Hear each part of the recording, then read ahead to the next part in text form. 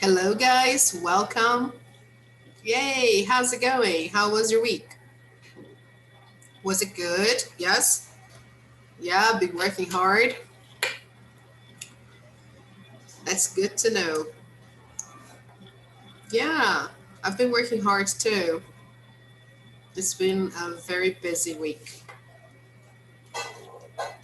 Okay, all right.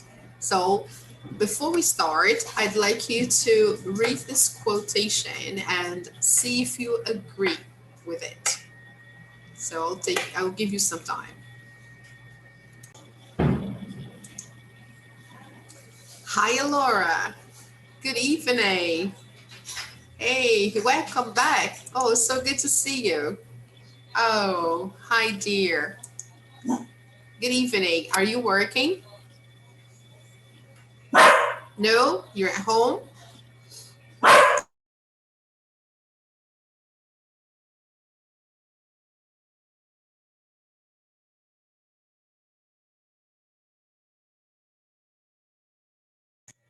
Okay, you're at home. All right, dear. So, we are beginning our class today with a nice quotation. I was talking to the other student who came in a while ago, but he also crashed. So, anyway, I would like to start this class today with this quote. It's anonymous, right? But take a look, see if you agree with this quote. The truth may hurt for a little while, but a lie hurts forever. Do you agree? Oh, very good. Okay. Yeah, I agree too. It's always important to tell the truth. Yeah, me too. I hate liars. They're terrible. Yeah, and it's really hard, even when we know the person is lying and the person is denying that, saying, no, it's true, believe me. Or in other situations, when people, for example, make a compliment, they say, hey, your hair looks beautiful, when in reality, it doesn't. Right? Hi, Lorena. Welcome. Good to Hi, see you. teacher. I'm back. Okay, good, Lorena. It's very good to have you here. Okay, welcome. Thank you, teacher. So, I was discussing this quote with Elora, and I'd like you to read it and tell us if you agree with the quote.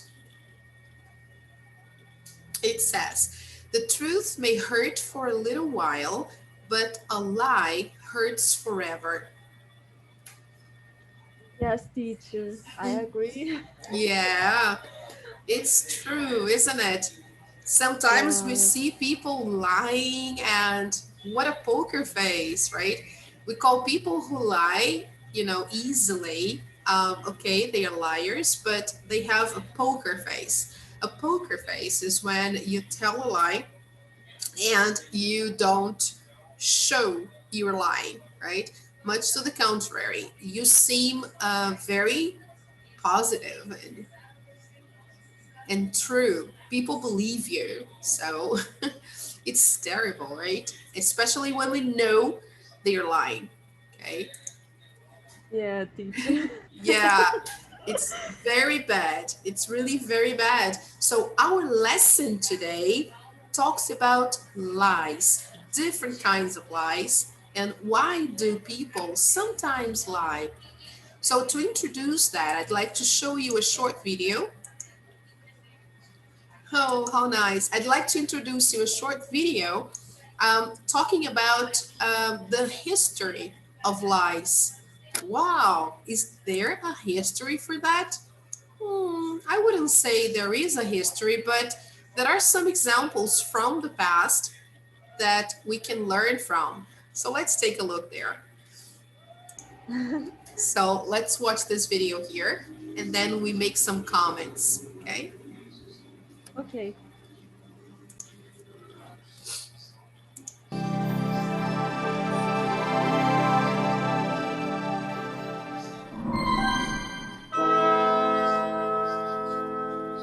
Great Kant, as a believer calls to his God, I call to you for help, for comfort, or for counsel to prepare me for death. Your writings prove that there is a future life, but as for this life, I have found nothing, nothing at all that could replace the good I have lost, for I loved someone who, in my eyes, encompassed within himself all that is worthwhile, so that I lived only for him. Well, I have offended this person because of a long drawn-out lie, which I have now disclosed to him, and his love vanished. Oh, my heart splinters into 1,000 pieces. If I hadn't read so much of your work, I would certainly have put an end to my life. Now put yourself in my place, and either damn me or comfort me. Answer me, I implore you. Yours faithfully, Maria von Herbert, August 1791. Gott in Himmel, my Werner Herzog. Part 1. What the heck was that opening sequence all about? In 1791, the philosopher Immanuel Kant received a letter from a young aristocrat named Maria von Herbert. The letter was more or less as you've just heard. Maria had told a lie to the man she loved, and when he found out, he was not happy. Maria was a massive fan of Kant's philosophy, according to which it is never acceptable to tell a lie. Ever. I've talked about Kant's philosophy in more detail on the show before, so I'll give you the short version. He tried to show that morality comes from within. It is a system of rules that we actually place on ourselves. And part of being a rational being, a being that can weigh reasons and make decisions, is that there are some reasons that will always have an effect on us. Just like having mass means that wherever we go, if there's gravity, that gravity will pull on us. Part of having a mind is that the moral reasons that come from within will similarly always be pulling on us. There are some reasons that, because we have minds, we have to listen to. Kant called them the categorical imperatives. The imperatives, the orders that we have to obey categorically, in all situations, no matter what. Kant provides 3 formulas for the categorical imperative, this supposed deep moral programming of the mind. They're all supposed to be different ways of spelling out the same thing, so we're only going to focus on one today, the so-called humanity formulation. The idea is that we should always treat other people as if they are ends in themselves, never merely means. In modern terms, other people are capable of having their own goals and objectives, and we always need to remember that. It's not okay to treat another human being as if they are merely a tool for achieving our goals. The word merely is important there. We do sometimes treat people kind of like means, like if I go to a restaurant I want them to give me some food and they are helping me achieve that goal, but I still appreciate that the staff have their own goals. I wouldn't enslave the chef and demand that they cook for me no matter what they wanted to do.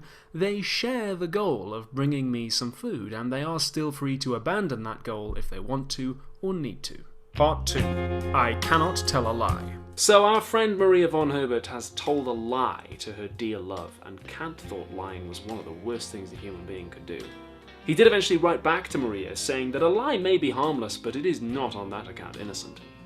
It is a serious violation of a duty to oneself, it subverts the dignity of humanity in our own person, and attacks the roots of our thinking. In fact, Kant thought lying was so bad that we must always be completely honest, no matter the consequences. It doesn't matter if it's a little white lie, or fake news, or Ubisoft lying about Beyond Good and Evil 2 being at E3 this year. Kant said, no lies of any kind, ever. Something that people sometimes find difficult to grasp about Kant's moral theory is that he thinks actions are good or bad, completely apart from the consequences they have. For him, the only important thing is that you obey the categorical imperative and obey it for the right reasons. His ethical theory isn't about the consequences of your actions at all. Kant was so down on lying that he even thought if a murderer came to your house when you were sheltering a friend and asked you where that friend was so that he could murder them, it would actually be wrong to lie to the murderer. The categorical imperative requires that we treat other people as having their own ends, and never to treat them as merely tools for ours. When we lie to somebody, we disguise what our true ends are, And so we actually make it impossible for them to agree or disagree with those ends. For Kant, lying is the worst kind of objectification, treating a human as an object, a thing that can't have goals and ends and is just there to be used. He uses the example of somebody lending you money and you have no intention to actually pay it back. They have chosen the end of lending you the money temporarily, but in fact, your true end is nothing to do with that. Your true end is to keep the money. They can't choose whether to agree or disagree with that. And so, Kant says, you've treated them merely as a means to your end, not as a being with ends in themselves. Not only does lying violate the categorical imperative, but Kant thought that you will be responsible for everything that happens after the lie. Part of being rational beings is having the power to shape events to our will. And when you lie to somebody, you take that power away from them and you make them a tool in your design for how events will play out. And so Kant said if you take the reins of destiny away from somebody else, you are going to be on the hook if it crashes. If we lie to the murderer and say that our friend is next door, it might turn out that unbeknownst to us, she really has gone and hidden next door. And if the murderer goes there and murders her, we will be responsible for that happening. Whereas, if we just tell the truth and say that our friend is in the house, then the murderer might be caught before he gets there. Or he might even change his mind. But even if he does murder our friend, Kant says the moral guilt of that is all on him. Better to just keep our hands clean. If we do the right thing and do it, crucially, for the right reasons, then we can't have done anything wrong.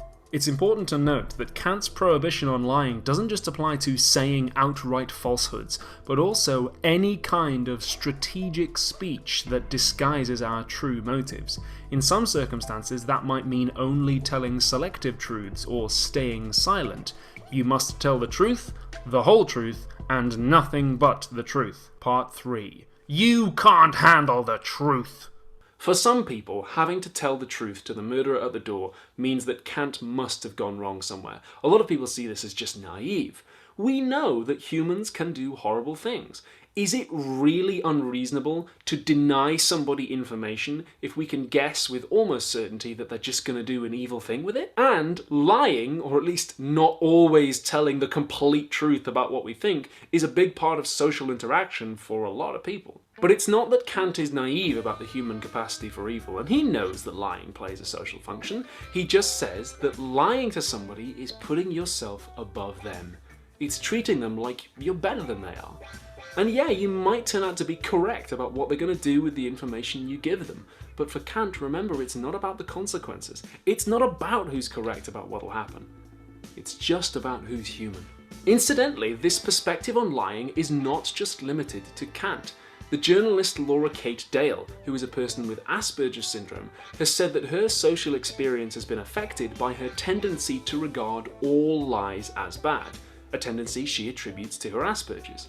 Now obviously she can't stand in for everybody with the syndrome, but if you have Asperger's or are on the spectrum in some way, and you similarly hate lies, even if neurotypical people like me seem to have some kind of scale for when they are allowed to be used, you are not alone in that perspective.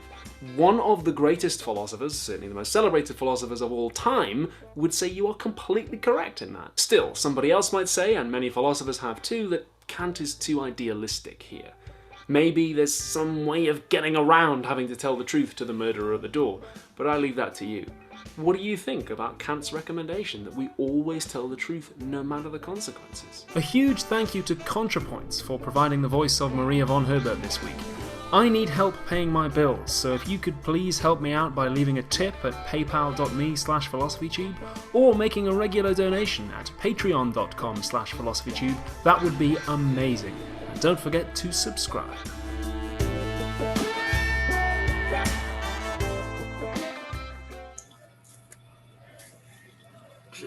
This is really nice, isn't it? Yeah, teacher. It's philosophy. Yay! Yeah. I like this channel. I don't know if you know it, right? But anyway, if you want to subscribe, it's Philosophy Tube, right? It's really good. It makes you think. Yeah, it's true. Really good. So here, it's the link. It's religion, truth and belief, philosophy tube. No, the one we saw before. Let me just go back a little bit. Sorry, this is the one. Okay, this is the next video I was reading. So this video that we've just seen is it ever okay to lie? Okay, philosophy tube. And if you want to watch this link again, to watch this video again, I can post the link on our group, okay, in WhatsApp. Okay, teacher. Oh, so what did you think of what he said? What do you think of the idea that it's never okay to tell a lie, according to the philosopher? Okay. So last class, we did the first two activities here, all right? And we listened to the audio. It was about 4 people calling in to a radio program called Confessions. And we matched the pictures with the confessions and correct statements about the people. So here we have number 1, letter B. Here, Robert's actions affected his classmates badly for the rest of their lives. Wow. What did he do? Oh my God. We don't know. Number 2, Kevin's daughter liked baseball. She supported the Chicago Bulls, the Chicago Cubs. All right, Chicago Bulls is the basketball team, for God's sake.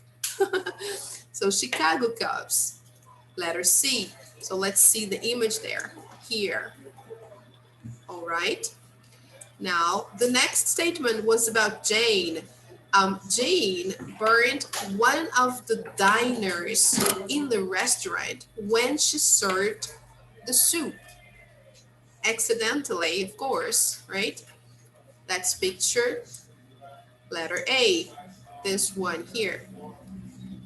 And number 4, Maggie told the bus driver about the missing man when they got to Paris. So that was letter D. So let's see the situation. Oh, look at that.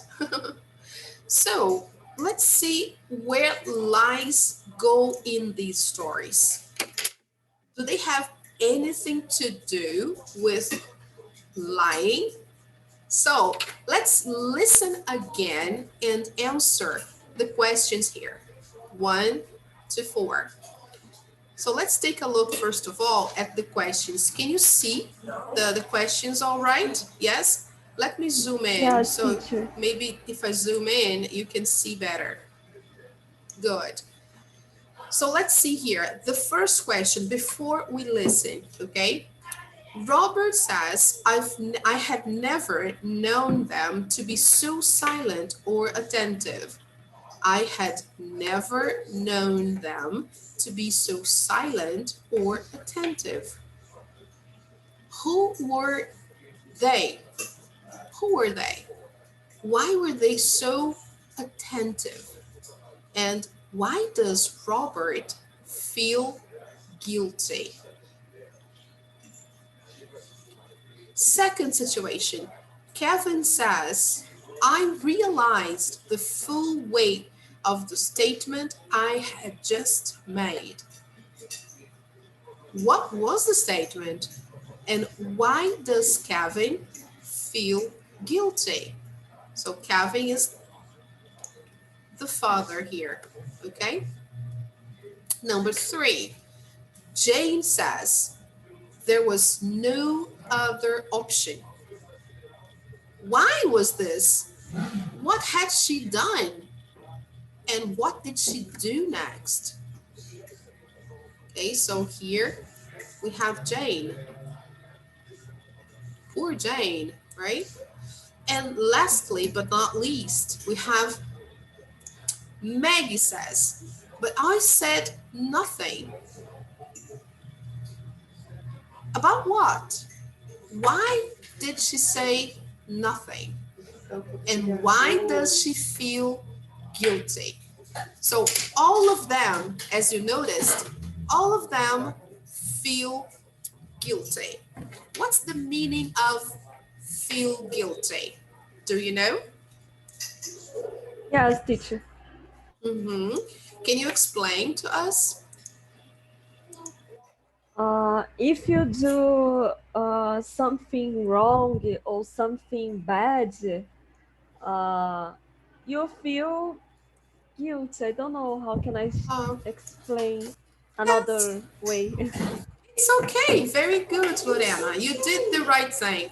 Exactly. Exactly. When you do something wrong, your conscience give you this alert sign that you did something wrong or you said something wrong, and then you feel guilty, right? Because it goes against what we believe is right. So we get into this conflict and we feel guilty. That's the feeling. We want to correct, we want to go back, we want to probably do something different if it's possible, right? So that's the way. So we should listen again and try to answer these questions about each one of them. So let's listen.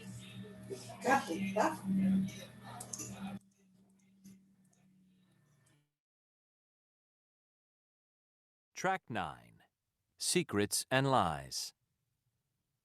Now it's that time again in the show when we hear your guiltiest secrets and your most terrible lies. Yes, it's confessions time.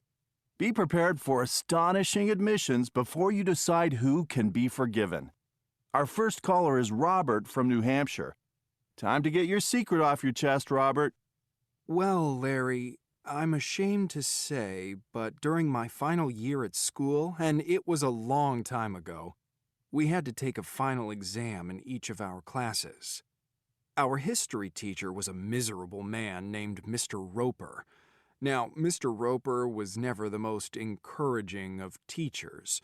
Well, he often told us that we were no good and would make sure that our final exam was too difficult to pass so that we couldn't graduate. Anyway, one day, just before our final exam, he excused himself from our history class, and, unusually for him, he didn't lock his desk. So, with my fellow classmates watching intently, I took it upon myself to go to the front of the class and look inside his desk. There, like a glistening treasure, were a fresh stack of our final exams. Keeping an eye on the classroom door, I read aloud all the questions to my eager audience. I had never known them to be so silent or attentive. I then quickly replaced the paper and returned to my seat. Mr. Roper came back into the classroom to find the whole class looking quietly studious. Well, you can imagine, the result was that everybody passed the final exam with flying colors. The school had never known such wonderful results, and Mr. Roper was complimented on the high quality of his teaching. I ask forgiveness, please, for letting 30 students pass a final history exam that they otherwise would not have passed. However, some of them did go on to become industry leaders and have careers as CEOs and judges. Oh, Robert, that was a naughty thing to do. But we have all been tempted when it comes to final exams. Now on to Kevin from Massachusetts. Yeah, all right, Larry. Now, I am a big Boston Red Sox fan, and a few years ago found myself in the awkward situation of marrying into a family of die-hard New York Yankees fans. One Saturday afternoon, I was at home relaxing, watching a sports report, while my then 4-year-old daughter was at the other end of the sofa coloring. She suddenly looked up at me and asked, "Daddy, what baseball team do you root for?" I told her the Boston Red Sox, and her next words made my blood run cold. "Really? I root for the Yankees." I was horrified. The thought of my darling daughter becoming a Yankees fan was just too much, so without really thinking, I replied, "Well, that's a shame because Santa Claus does not visit children who root for the Yankees." My daughter looked at me in horror, and I realized the full weight of the statement I'd just made. The natural thing to do at this point would have been to give her a hug and tell her that Daddy was only joking.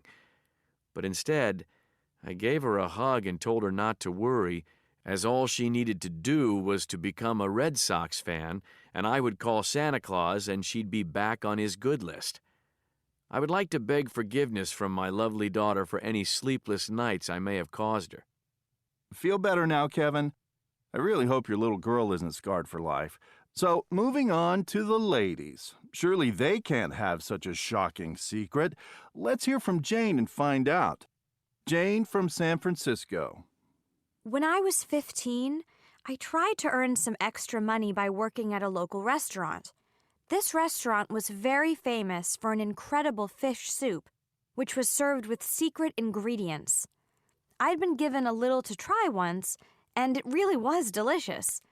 One night, when a table ordered the special dish, I was called by the chef to pick it up from the kitchen. It smelled absolutely fantastic, and my mouth started watering. Between the kitchen and the restaurant, there was a small corridor not visible from the kitchen or the dining area. The temptation was too great. I balanced the heavy soup dish in one hand, lifted the spoon with the other, and poured the soup into my mouth. What I hadn't considered was that the soup would be scalding hot. There I was in the corridor, unable to scream or make any noise. The boiling liquid began peeling the skin away from the roof of my mouth, and I was in agony. Terrified that the chef's wife would catch me, I did the only thing I could. I spat the soup back into the dish. Then I heard footsteps from the kitchen. There was no other option. I put my shoulders back, walked confidently out into the restaurant, and started to serve the soup to the poor unsuspecting diners, who had no idea that there was a little extra ingredient among the mussels and monkfish. I asked forgiveness for my dreadful deed. I learned my lesson and never did it again. Yuck. All I can say to you, Jane, is remind me never, ever to order the soup when I'm in San Francisco. And our final caller is Maggie from Oregon. What, dear Maggie, is your guilty secret? Hello there. When I was an au pair working in France, I used to travel by bus and ferry. It was a long and difficult journey, and I preferred to travel at night in the hope of sleeping most of the way. Usually, I was lucky enough to sit next to someone who, like me, just wanted to get some shut-eye. But on one particular occasion, I found myself squashed into a corner by a large, smelly, talkative man. I politely engaged in conversation, hoping that he would eventually give up, but he didn't. Finally, between Calais and Paris, the bus made a pit stop, and many of the passengers got off to stretch their legs. After walking around for 10 minutes, I got back on the bus. There was no sign of my neighbor. The driver asked if everyone was back on board, but, I couldn't speak. Maybe it was the prospect of some much-needed peace and quiet, but I said nothing. Maybe he'd only been going this far anyway. Then I looked out of the window and saw the man running across the parking lot, waving frantically as we drove off into the night. I never even attempted to get the driver to stop. I couldn't think of a good reason why I hadn't noticed the man was missing in the first place. When I got off the bus in the cold light of dawn, I disappeared before the driver realized that the man wasn't there. I now meekly seek forgiveness for leaving a poor man stranded in a foreign highway service station in the dead of night. I have been haunted by the vision of him running after us ever since. So, there you have it, dear listeners. Today's 4 fibbers and wrongdoers. Who, if anyone, can we forgive? Wow. Hi, Sabrina. Welcome. Good evening. Hey. Hi, teacher. I'm sorry. I'm working for one more time today because it's a holiday for Catholic Church. So Catholic, yeah. Today's Catholic. Catholic holiday, yeah. Catholic holiday, yeah. Oh, but that's okay, no problem. I love St. George, and I wish we had a holiday actually, because we kind of advanced our holidays. The beginning of April, I think, end of March, beginning of April, we had I think 1 or 2 weeks break, and because of the holidays from April. So that's the reason why today we have class, because we've already been in holiday before. So yeah, but oh, that's so nice. The churches must be today especially a very popular place to go, even though with a pandemic not many people can go, right? You have to keep My it very low. my church people can have to give for us a name for to put in your in one list, because it's uh, permitido, It's permitted. it's permitted only 40% of Oh, capacity, yeah, uh-huh. of temple inside. Attending the mass. Uh-huh. Yeah, Only 40%. Mm-hmm. yeah. So people want to go, but it's impossible today. Yeah, I know. Yeah. And it's risky. It's Yeah, really risky because now transmission is stronger. So, yeah. So my in my church, the message, the uh, mass, the mass, we are transmitted by internet, by Facebook, Instagram, yeah. and another. The masses are transmitted Are on are internet. transmitted on internet and on Apple, Facebook, X, Facebook, I don't uh-huh. know, X. Apps, uh-huh. They are Facebook. transmitted on apps, on YouTube, Facebook, Instagram. So they are Yeah, transmitted online. Let's put yeah, it summarizing. The masses are transmitted online. yeah, Oh, that's good. So a lot of people can watch. And yeah. Every day, uh, are transmitted mass. the masses are transmitted. The Mhm. mass transmitted. Great. Oh, that's good. That's really good. And it keeps people feeling better, even though they can't go. But if you can watch from home, you feel Yeah, better anyway because you are listening to the gospel, you're listening to the priest. So it's always good. yeah. In this time, I think this connective, Mm-hmm. it, it's very important, because Yeah. people are are alone in many times. Yeah. Uh, so when you can compartilhar, Share. uh, share something with another people, and with gods, with Mm-hmm. your religion, it's good. It's good for Yeah. your soul. I think it's Of good for soul. course. Yeah. Because you are strengthening your faith. You're Yeah, making your faith stronger. So yeah. it's really important. Oh, very nice, Sabrina. Oh, that's really good. I really And admire your job. next Sunday we have feijoada, feijoada de Oh, São George, St. but George, Feijoada. Mhm. it's delivery, only delivery, only Okay. for to eat in your house. Yes, only to eat at home. That's Okay. yeah. Very good. Oh, that's nice, Sabrina. Very good. Thank you so much for coming, even Thank though we know you're super busy. How nice. Hi, Marcus. Welcome. Good to see you. Hi, Good Oh, night. good evening. Good to see you, Marcus. So, how is your baby? Actually, not a baby anymore, right? How is your boy?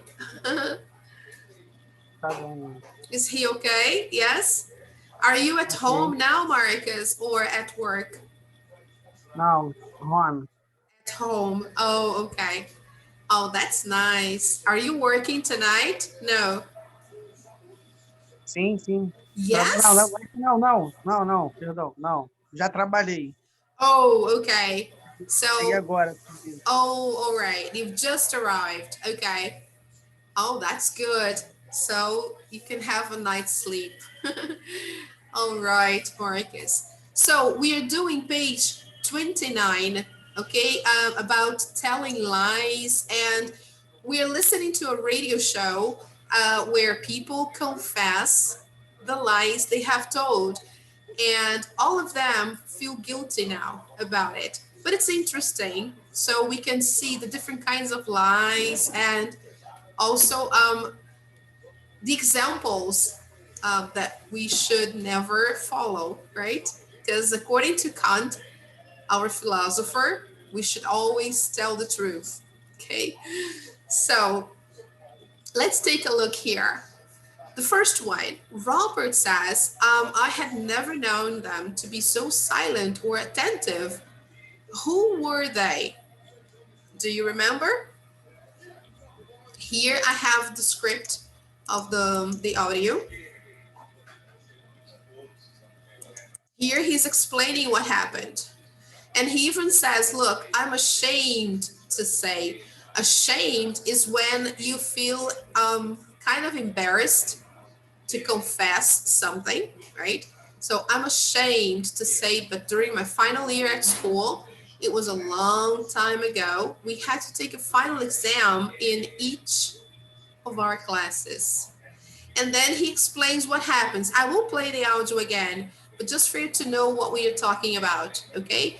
So here it's the case of the student. The picture is right here behind the transcript.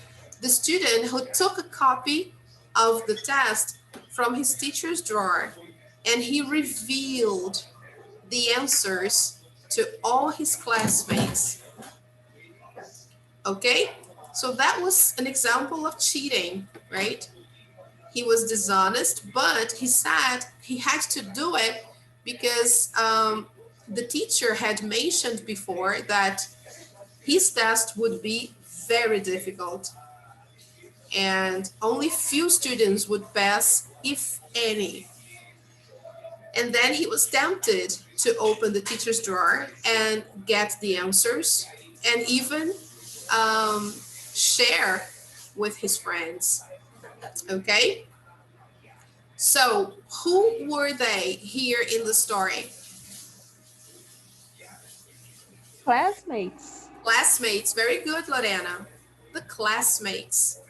Excellent. He's referring to the classmates. Why were they so attentive?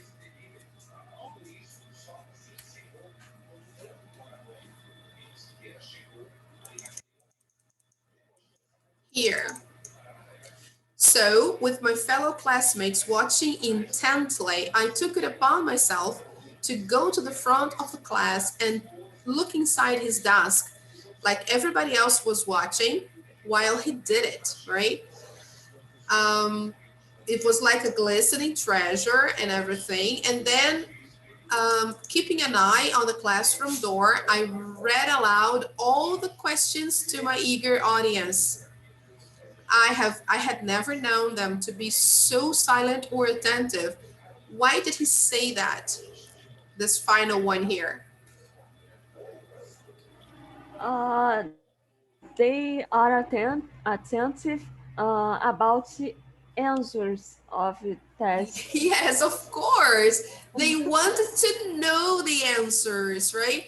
And of course, they were super silent at this time because in regular classes, they are never silent, right? So I think apparently they are a noisy group and at this moment, when he was reading the answers out loud, everybody was super silent to get the right answers, right? I think So, he did a right thing because think so. the teacher, I don't know, wants to punish all Yes. of them. Uh-huh. Yes. His teacher, it seems to me that he was a sad man, miserable here, as you can see. He's saying our history teacher was a miserable man named Mr. Roper. So a miserable person is a very sad person, not a bad person in terms of, oh, he's mean. No, not really in that sense, but in the sense that he's really sad, like depressed. Okay. Now, Mr. Roper was never the most encouraging of teachers. Well, he often told us that we were no good and would make sure that our final exam was too difficult to pass so that we couldn't graduate. Just like you said, Lorena, just like you said, the teacher was sad, depressed, and he also didn't consider his students. He wanted his students to be just as miserable as he was. Okay? All right, people. So that's the reason why he made a very difficult test so that nobody could graduate. And then the student felt tempted to get the results. Sorry, guys. All right. Now, why does Robert feel guilty? Yeah, that's right, Lorena. Oh, teacher, because I think he did a right thing. He did the right thing. Yeah. Yeah. Okay. All right. Probably now he feels guilty because he knows it's wrong to cheat, and eventually all of his classmates graduated. Like he said here, some of them are very successful in their careers, in their jobs, but he feels guilty probably because he knows that it's wrong, right? It's wrong to to copy the answers to. So let's see what he says here in the end. Look, here we have the school had never known such wonderful results. And Mr. Roper was complimented on the high quality of his teaching. So even the teacher, right, got some positive consequences of the success of his students. He was complimented, right? I asked for forgiveness because he let 30 students pass a final history exam that they otherwise would not have passed. So he feels guilty just because of that. And then he says, however, some of them did go on to become industry leaders and have careers as CEOs and judges. So you see, his friends did well in their lives. The contrary of what his teacher used to say, right? Because his teacher was so miserable that he used to tell them that they were no good, right? This Yeah, is, I think how can I say prejudicou? oh, he jeopardized. He jeopardized. Yeah, let me write here. This is the word. To jeopardize something is to kind of serve as an impediment for something to happen.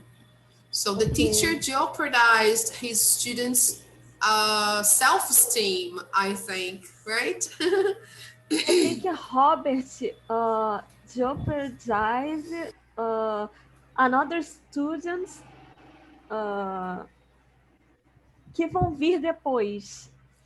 Oh, okay. Probably students who were, new students, you mean? People who will. Yeah, Okay. Yes, maybe. Maybe he jeopardized the new students that ever joined that school because after their class, I think maybe the teacher did the same thing to the other yeah. groups, right? Yes. Okay, can be. Can be. Probably that's why he felt guilty. Now, let's take a look at the second situation. Kevin says, I realized the full weight of the statement I had just made. What was the statement? Do you remember?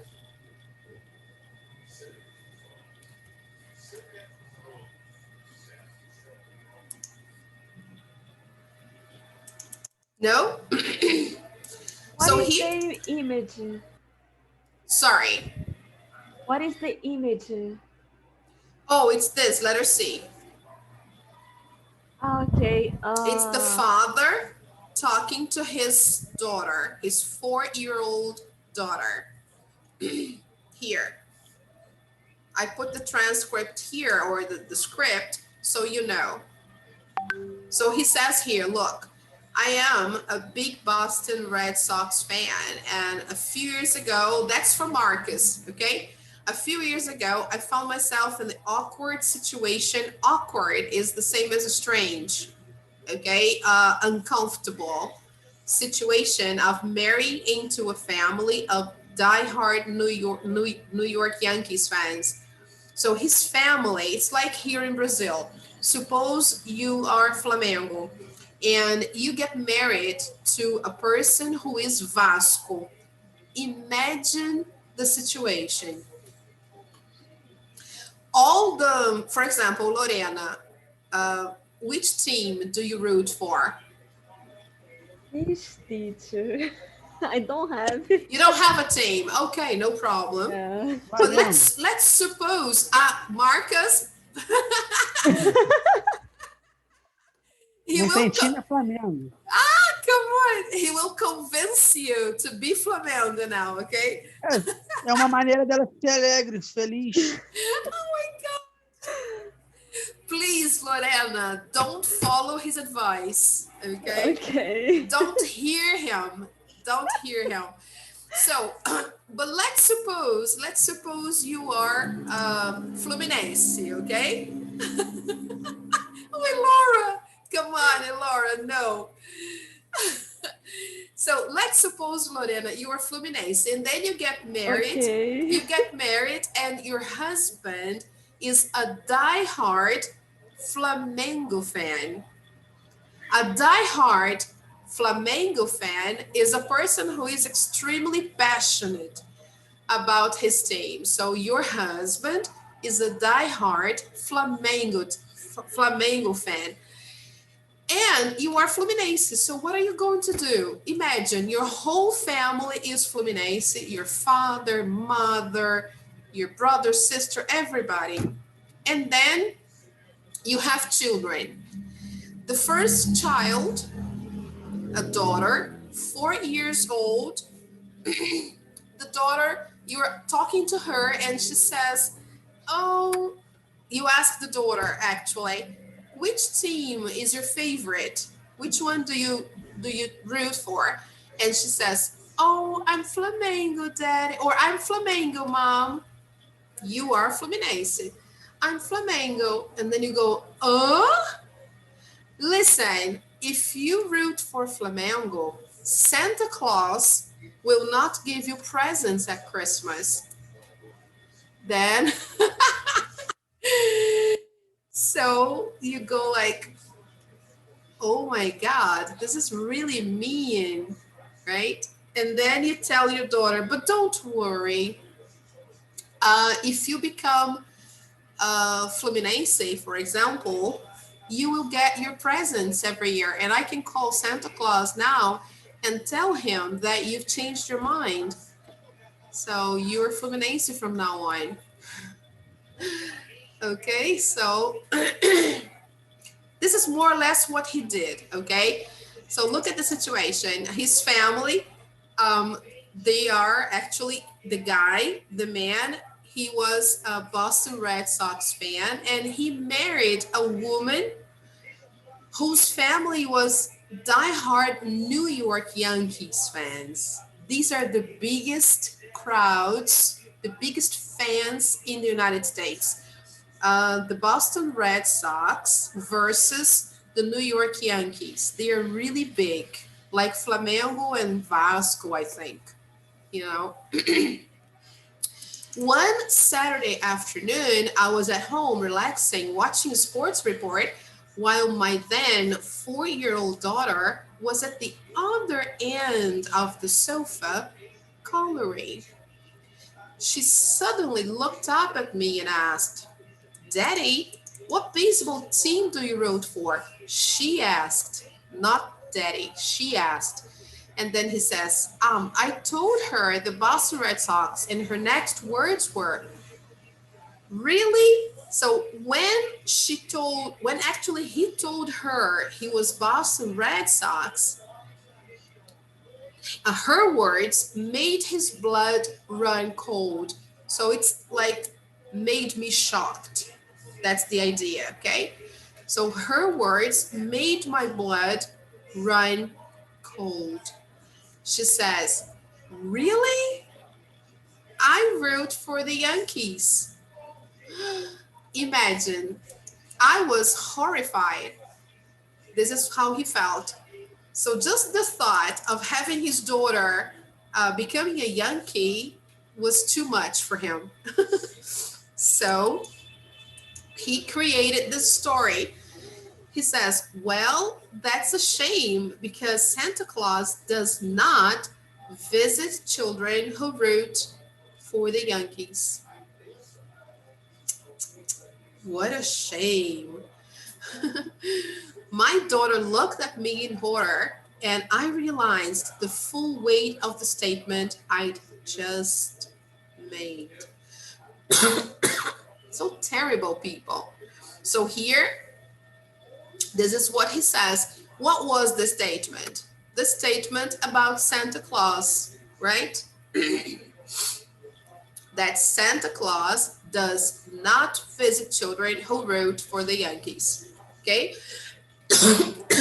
Excuse me, guys.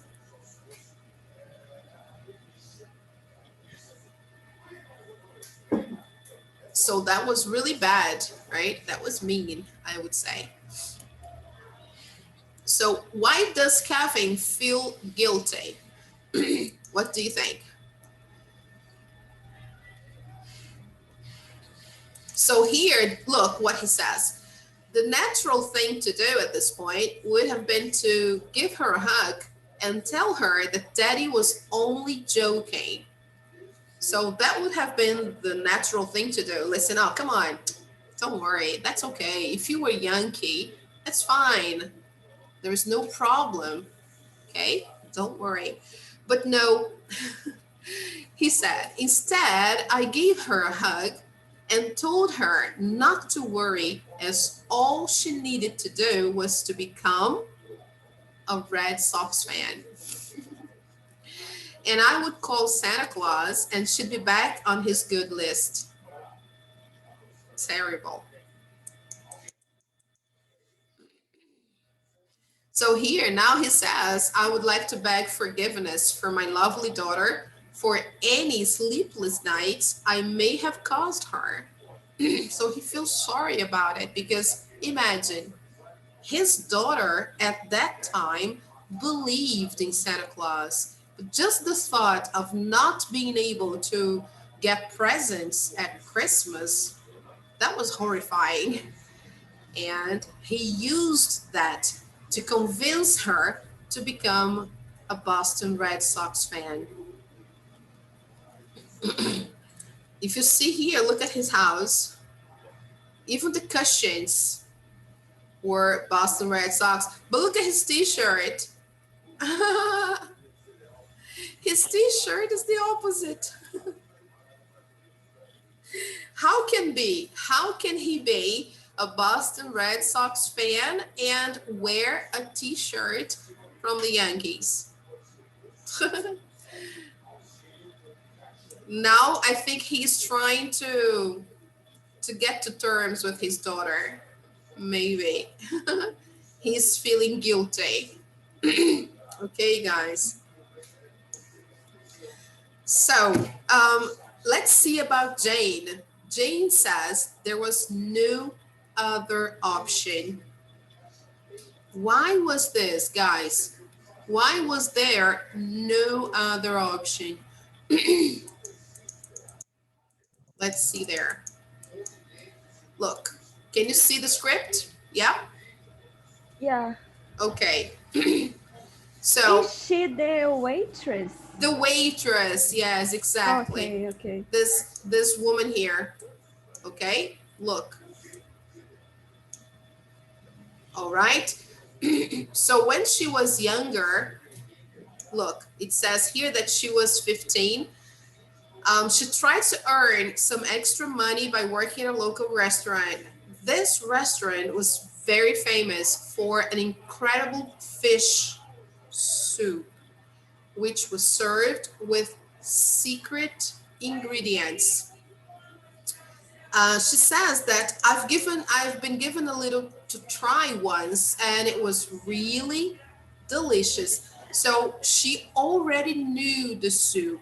She had tried the soup before. Okay.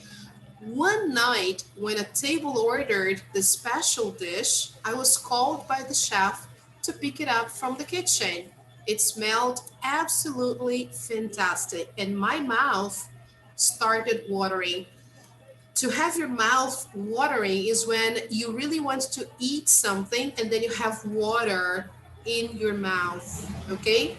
Actually, it's saliva, of course, but that's an expression to say that you want to eat that, okay? And then, why did she say there was no other option? So then, look what she did. She was tempted to try the soup, okay? And then she balanced the heavy soup dish in one hand, lifted the spoon with the other, and poured the soup into my mouth. Ooh. So she got the spoon that was next to the spoon dish, or the soup dish, sorry. She got the spoon that was lying there next to the soup dish and tried the soup, but it was really hot. It was scalding hot. So she actually burned her mouth. Okay. And then she couldn't scream or make any noise because her boss was nearby. Okay. And so she didn't want anybody to notice. And then she describes the feeling. Look, the liquid began peeling the skin away from the roof of my mouth, and I was in agony. So she had to spit it out. Okay. Terrified that the chef's wife would watch me or would catch me, I did the only thing I could. I spat the soup back into the dish. Ooh, that's gross. So then, unfortunately, she heard footsteps and there was no other option. Look, she had to put her shoulders back, walk confidently out in the restaurant, and serve the soup to the poor, unsuspecting diners. So imagine, guys, you go to a restaurant, you are expecting to eat this wonderful soup, but you have no idea that the waiter or the waitress spat in your soup. That's terrible. And then she says, there was no other option. Why, people? Why wasn't there any other option?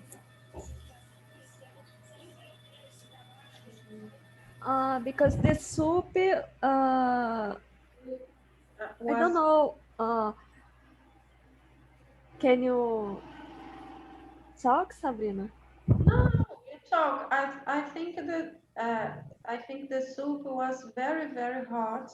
Mm-hmm. So he she uh, for not her chef see something strange, she teve que have to do something he wants to do. I think no option nor no way. There's no way out. Yeah, exactly. Because I guess his chef's wife was nearby. And for her not to be caught red handed, like doing the wrong thing, she simply spat it out in the dish and went on to serve the table, right? Yeah. So he couldn't have done anything else at that point because it was really hot, scalding hot, as she said, and it was burning her mouth. So she had to spit it out. But I think, I don't know, maybe she could have done that in a sink or something, but I don't know if she had a chance. I don't know. Anyway, that was bad, right? Very bad. So, what did she do next? Here is about how the story ended. She served the table, right? So, she just went on to serve the diners, and that was it. Okay? So, Maggie, what is her confession? Let's say Maggie is the lady here on the bus. Okay? So, what did she do, guys? Look, she used to be an au pair working in France. What is an au pair? Do you know? I don't know. Au pair is the same as a babysitter. Okay? Okay, okay. A babysitter, a nanny. So she used to be a babysitter working in France, and she used to travel by bus and ferry. And she says here it was a long and difficult journey. And then she preferred to travel at night in the hope of sleeping most of the way. But then,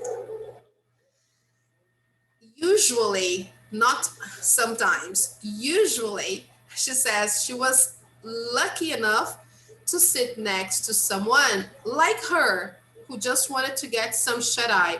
Get some shut eye is to get some time to sleep, okay? So suppose you were traveling on a bus and it's late at night and you really want to relax a little, but then there's someone next to you talking. And then you can say, "Oh, excuse me, I'm really sorry, but I just want some shut eye. I'm tired. I had a long day. And if you don't mind, I would really like to sleep a little." So to say that, we use the expression get some shut eye. So you say, "Oh, I just want to get some shut eye." Okay? On one particular occasion, I found myself squashed into a corner by a large, smelly, talkative man. So this is not something that happened usually. It was something rare, but unfortunately, it happened.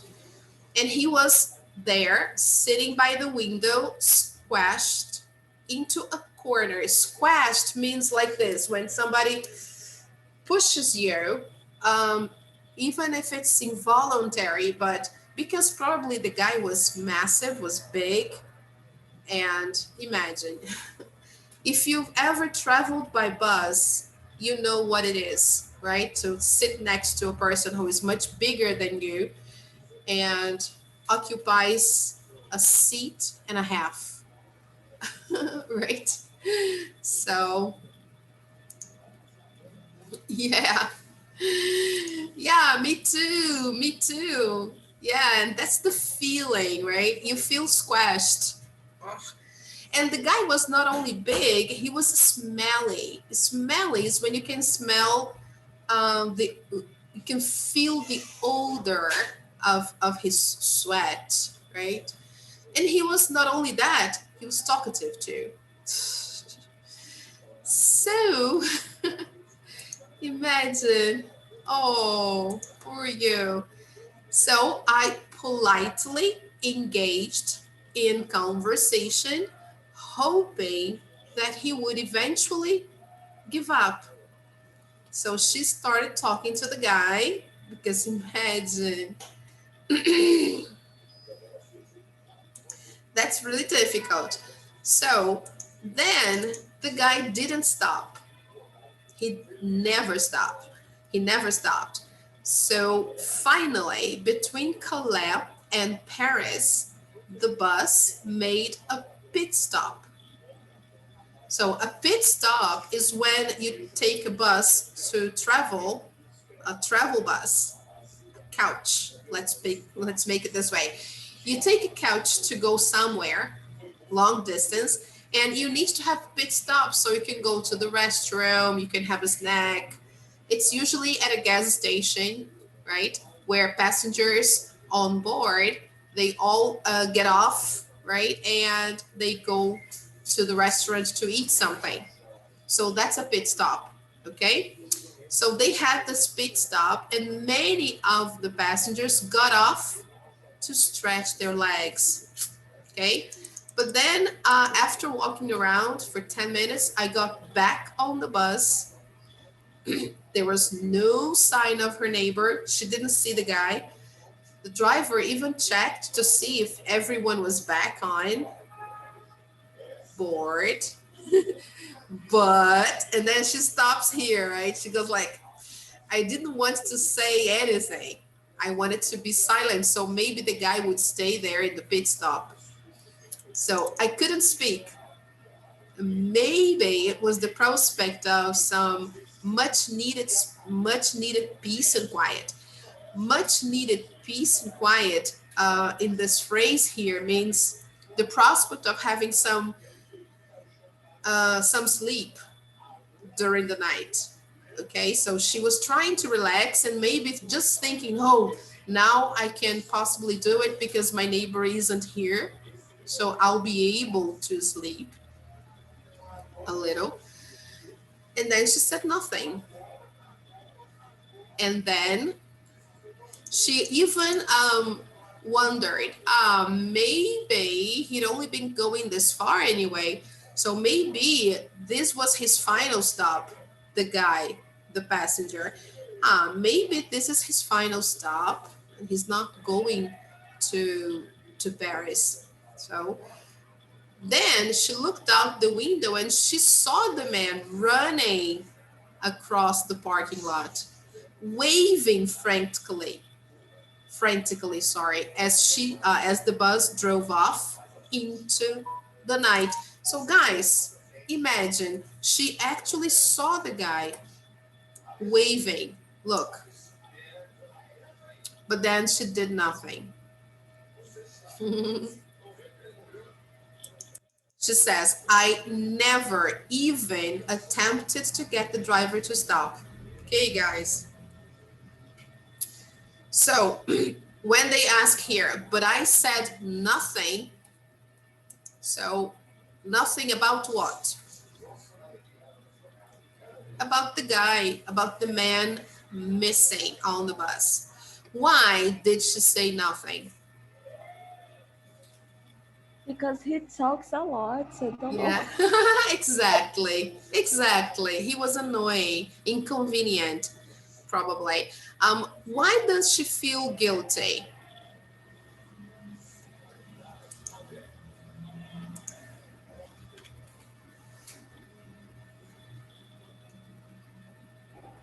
Because he uh, was running across the bus. Across the parking lot. Yeah, Parking probably. lots. Yeah, probably because, and she mentioned that it was late at night. Probably he was trying to get home or somewhere, but he wanted to keep going. That pit stop wasn't his final stop. So she felt sorry because imagine what would he do after that bus? Maybe there was no other, so he would have to spend the night at the pit stop. So she started thinking about it, okay? So I will play one more time for you to listen, and then we can move on and do this final part, which is about the expressions that we discussed. So that will be very easy, okay? So let's just listen to that one more time, and so you can focus on the vocabulary, the expressions, and understand the stories better, okay? So let's listen to that. Track 9 Secrets and Lies. Now it's that time again in the show when we hear your guiltiest secrets and your most terrible lies. Yes, it's confessions time. Be prepared for astonishing admissions before you decide who can be forgiven. Our first caller is Robert from New Hampshire. Time to get your secret off your chest, Robert. Well, Larry, I'm ashamed to say, but during my final year at school, and it was a long time ago, we had to take a final exam in each of our classes. Our history teacher was a miserable man named Mr. Roper. Now, Mr. Roper was never the most encouraging of teachers. Well, he often told us that we were no good and would make sure that our final exam was too difficult to pass so that we couldn't graduate. Anyway, one day, just before our final exam, he excused himself from our history class, and, unusually for him, he didn't lock his desk.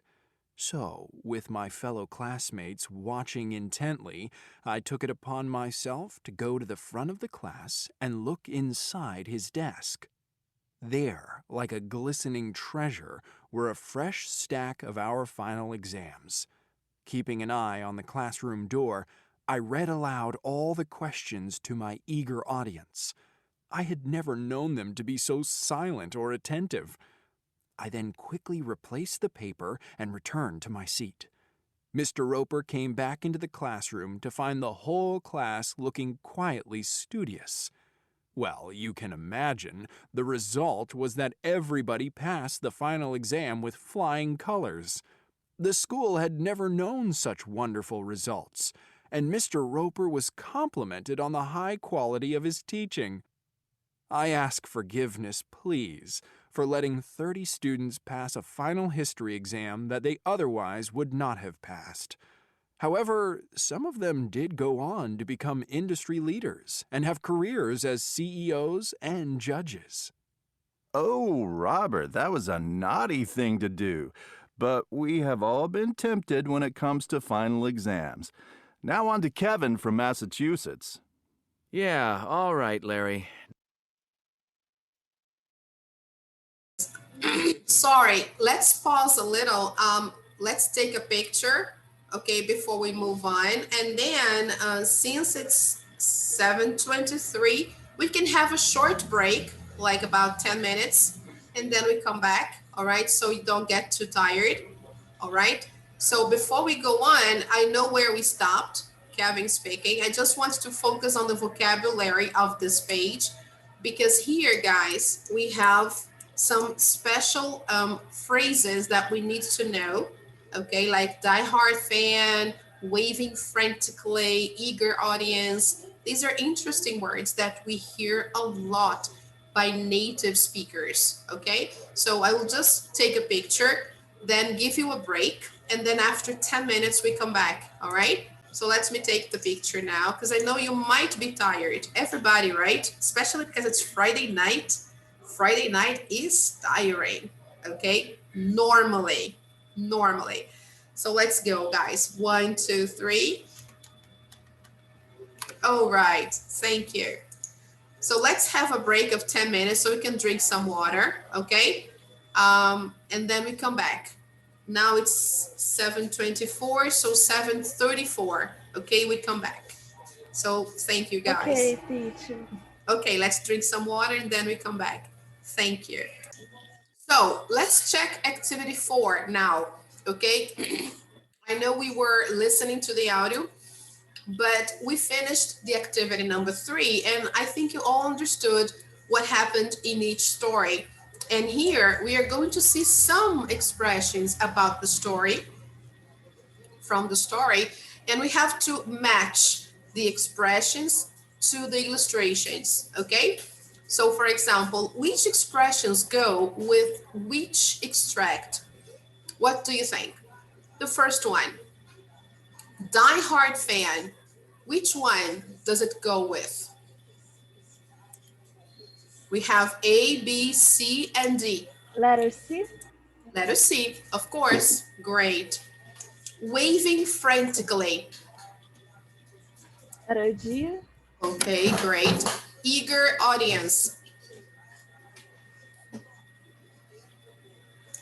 Letter B. Yes, you see how nice it was, because we saw the video, we talked about it, we explained.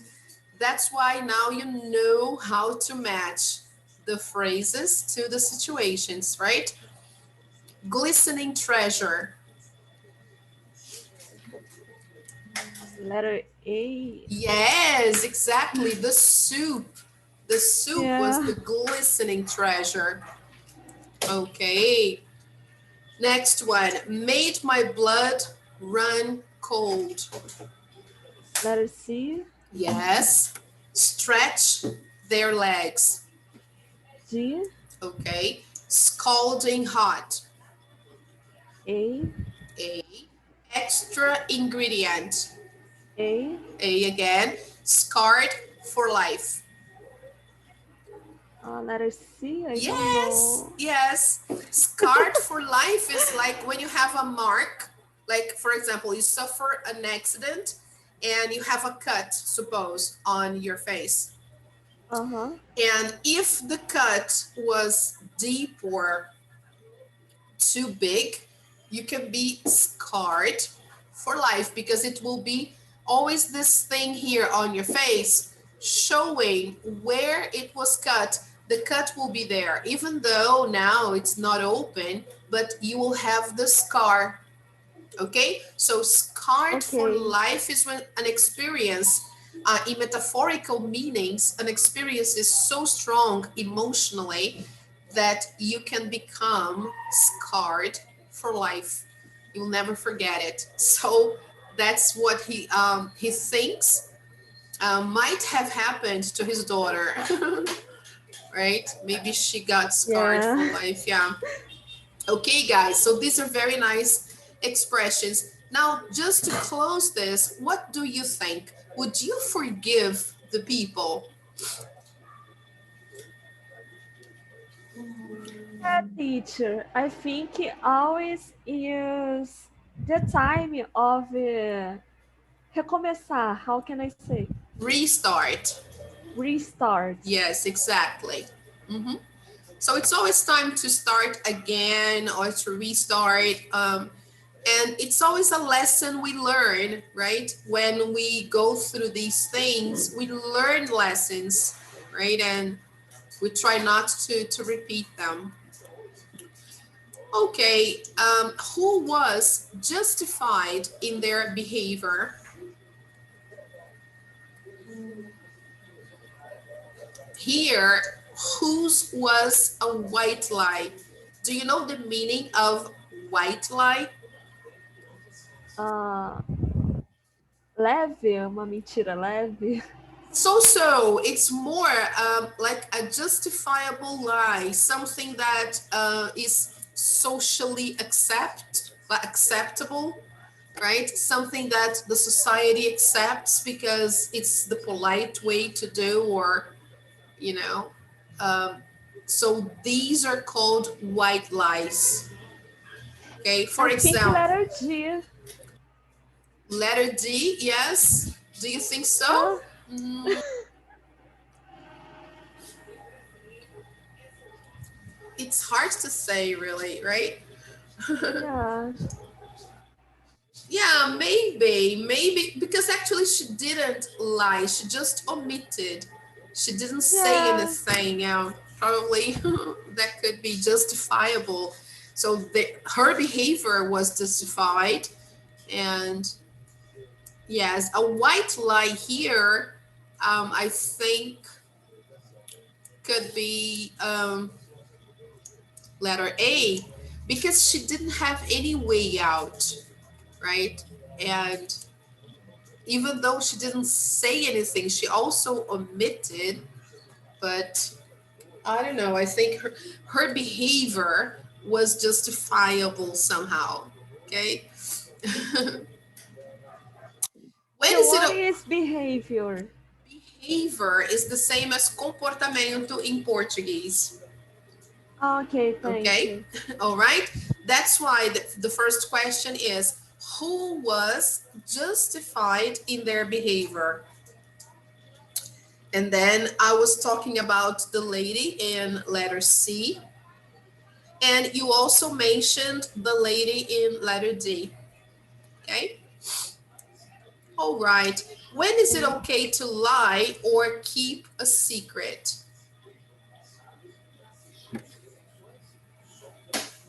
When something don't uh, prejudica, Doesn't jeopardize. doesn't jeopardize someone. Okay. I don't Or know. something. Or doesn't harm. Doesn't harm. It's even better than using the word jeopardize. It's better to say when something doesn't harm other people. Okay. Doesn't So harm. doesn't harm. Yes. Doesn't harm. Mm-hmm. So if it doesn't harm, okay, then it's okay to. I don't think actually telling lies is okay, but um, in this situation, we can have those white lies that we sometimes tell because they actually don't harm anyone, right? For example, suppose you have a new haircut and then your friends, they don't want to hurt you, and they go and say, oh, Lorena, you look really beautiful, we love your new haircut. That's a white lie. Okay. In reality, they find it strange, they don't really like it, but they don't want to hurt you or hurt your feelings. So they will say, oh, it looks good on you. They will not say, we love your haircut or anything like that. I exaggerated, but they could say something like, oh, it looks good on you. I like this new hairstyle. I love your hairdo. Right? Oh, yeah, it's okay. I like it. Okay, Lorena. So this is a white lie. Okay, teacher. How can I say calada vez? Sorry? How can I say calada vez? Tipo assim, I don't know this expression. é melhor ficar, tipo, quieto às vezes, sabe? Do que, às vezes, acabar falando... Yes, I agree, Lorena. So it's better to keep your mouth shut. Better to Yeah, keep your it's mouth better to keep your mouth shut. Better to keep your mouth Your mouth shut. shut. Okay, thank you. You're welcome. All right, people. So we're done with this page, finally. I spent a long time here, and I excuse myself for that because we had a lot of information on this page here, especially expressions. So for you to understand the expressions better, you have to understand the situations. So that's why it took me a long time to cover this page. Okay, guys. Now we are going to the part of the airplane. Okay. So let's see if we can load this page. Just a second. So this section here is the reading and speaking part of Unit 4. And the question is flight MH370 flying around the moon? That's a conspiracy theory, right? Because it just disappeared. So, what do you know about the following events? First, the disappearance of Malaysia Airlines Flight 370 and the Apollo moon landings. What do you guys know about these events? Mm, No, only things I saw in internet and in on TV news. Nothing. Yes. Mm-hmm. All right. What do you know about, for example, Malaysia Airlines Flight 370? Have they found the airplane? No, no. This flight, this flight disappear completely Yes. without evidence, without anything, everything or anything. You people looking for months and any anywhere and everywhere in ocean, in Indian Ocean, and I think Mm-hmm. Pacific Ocean, and Yes. didn't see anything. That's true, Sabrina. Exactly. And what about the Apollo moon landings? What do you know about it, Lorena? Uh, Teacher, Yes. I don't know. Mm-hmm. What is Apollo moon landings? This is about traveling, spatial traveling. Here, look at the picture. Ah, okay. All right. So the Apollo moon landings they are referring to is to the one that was specially aired on TV where they show the astronauts stepping on the moon, and they even pinned a flag on the moon. All right. So Oh, um, some people they don't believe this ever happened. They say that it Yeah, was because the fake, flag is, I don't know, fluttering, balançando, fluttering. fluttering, Yeah, fluttering. Yeah. that's true. And supposedly there is no oxygen on the moon, so how could there be wind to flutter the flag? So to make it flutter, that's something to think about. I don't know, really. Some people say that this was all fake and it was created in a studio.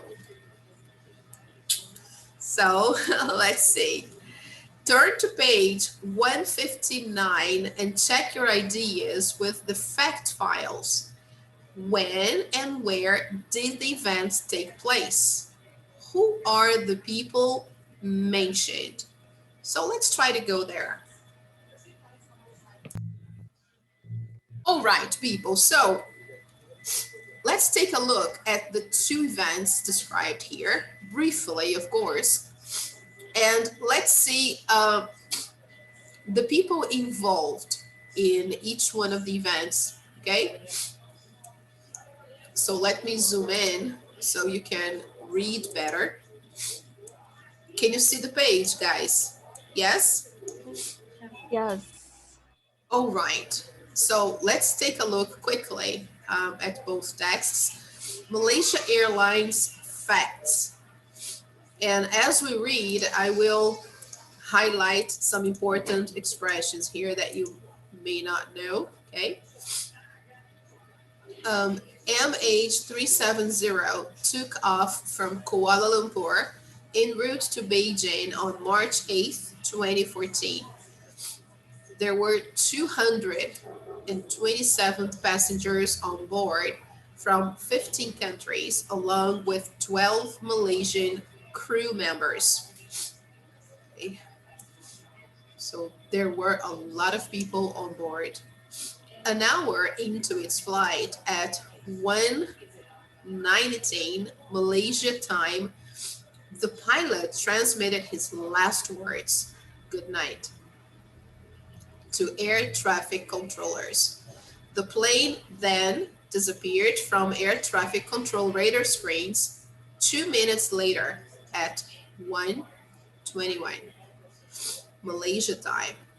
Malaysian military radar tracked the plane for another hour when it completely disappeared from radars. The search for the plane lasted for 7 months and was conducted by a multinational team. Nearly a year later, on January 19th, 2015, the Malaysian government officially declared MH370 an accident with no survivors. It's very sad, right? So here, who are the people involved in this story? The pilots and the passengers. Passengers. The passengers. How many passengers were there? 200 and 227.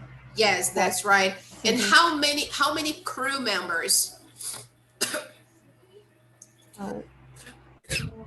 12? Yes. 12 crew members, right? Flight attendants, pilots, co-pilots, they make the crew members. And here we have the radars that actually tracked the airplane for some time. And let me see if there is anybody else there. No, apparently not. Just the Malaysian government. So let's include that on the list here. So the Malaysian government officially declared this flight an accident with no survivors. Okay, so these were the people involved in that one, in the very sad accident. Now, let's take a look at the Apollo moon landings, okay? So, Lorena, would you like to read for us? Yes, teacher. Okay. The American Apollo 11 was the first manned spacecraft to land on the moon. Pay attention. Just a second. Say again. Manned. Manned. We don't pronounce this vowel here. Okay? We never pronounce that. So manned. Okay, go ahead. Thank you. It was launched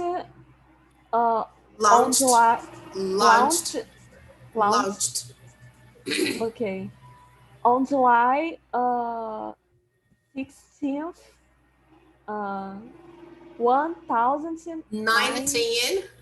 1969 from Kennedy Space Center in Florida.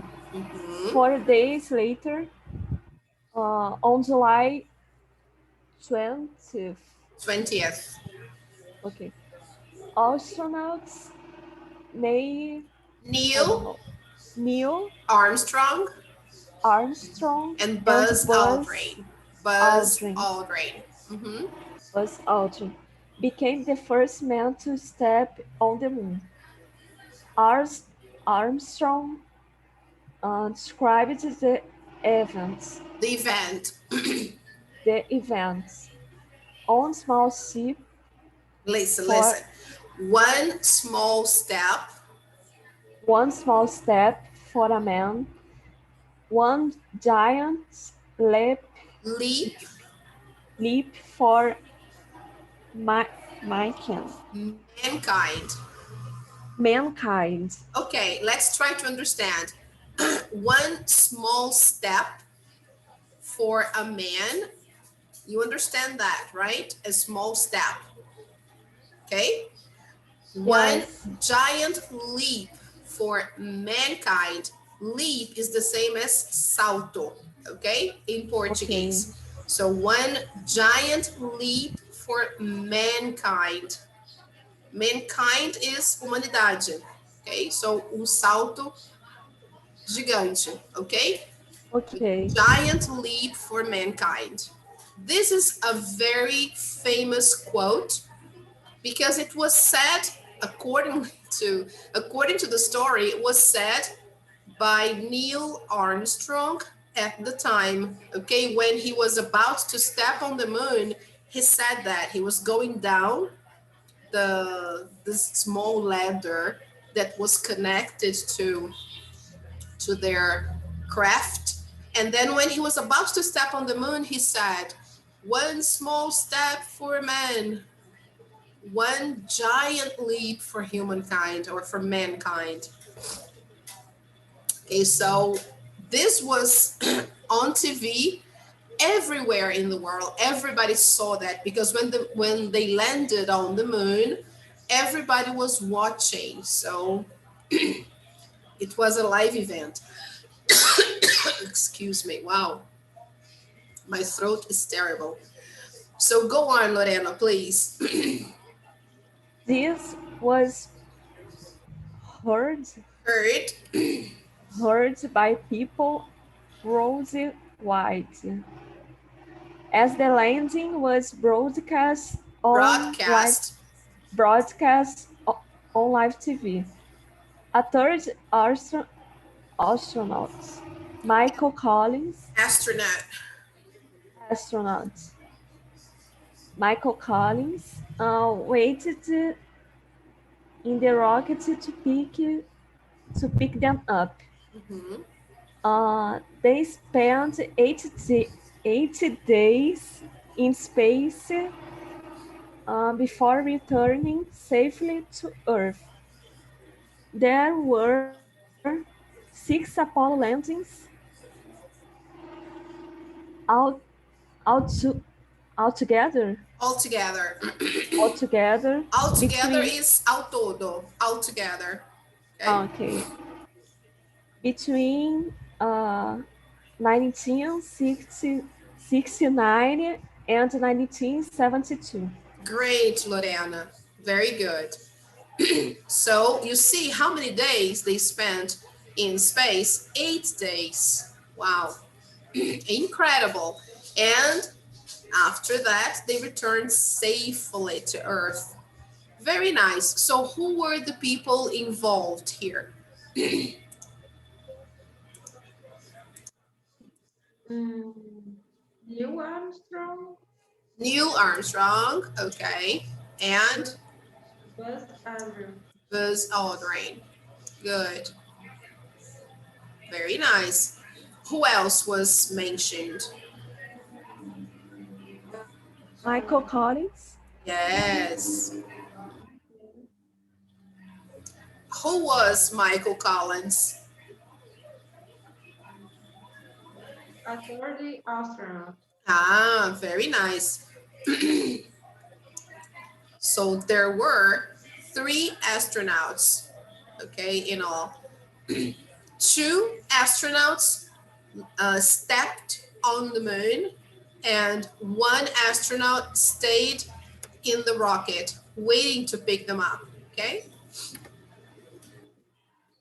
right. So we saw the people involved. We saw some information about it, what happened here. Now let's go back to our page number 30 and see what else we can learn about the 2 events. Okay, so let's go there. So let's take a look there. These 2 events generated many conspiracy theories. What are conspiracy theories?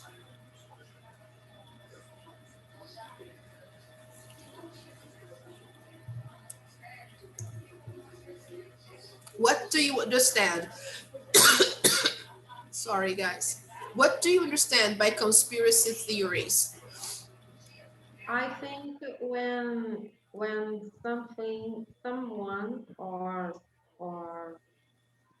people thinks some when something happened for to cause Sorry, Sabrina. Sorry. Take a look. Pay attention here. When something happens something happens to uh, who for depends it's like uh, one people do something and for to to go and to do another thing that depends this first thing what you do. It's like I don't know, I can explain, but I understand what something thinking terrorists, conspiracy theories, because theories. theories, because uh, for example, in this flight, you can to think to someone derrubou o avião. I don't know how can I say Uh-huh. that. Okay. Somebody took the plane down. Yeah, to the plane down. Took the plane down. Took the plane down for to die one specific person only. Okay. Specific person. But if you want to do something without risk, without pistas, you can any everybody, but you want to kill one thing only. But the the police or detectives no think about this.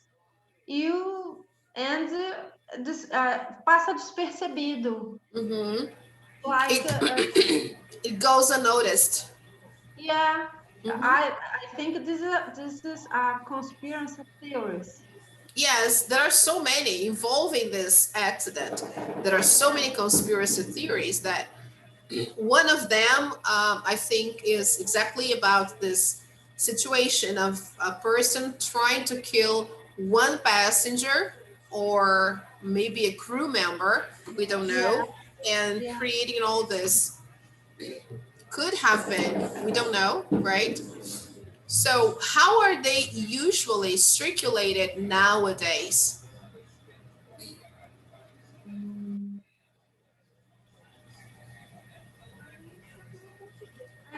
I don't understand the question. The airplane was around the moon.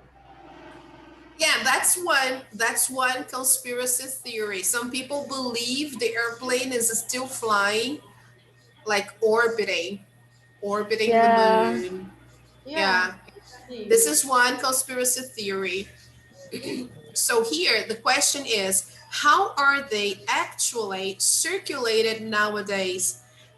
It means, how do people transmit conspiracy theories nowadays? How do you get to know them, right? What is the most common place where people publish conspiracy theories?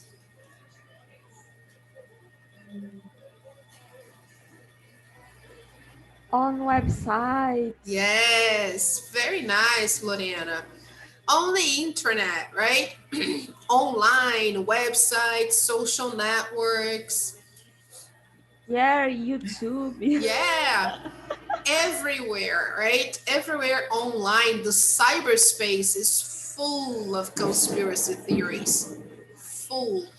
So we sometimes get them in our inbox. right?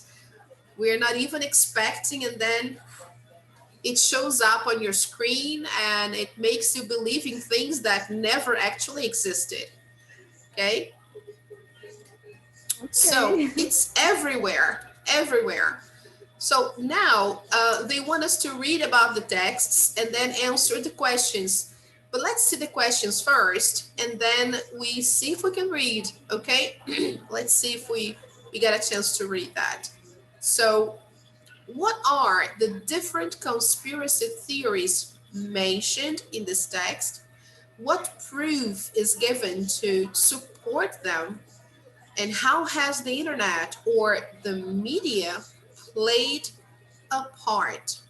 So, how is the internet or the media responsible for the conspiracy theories? Okay, actually going around. So, let's take a look there, see if we can read the text together.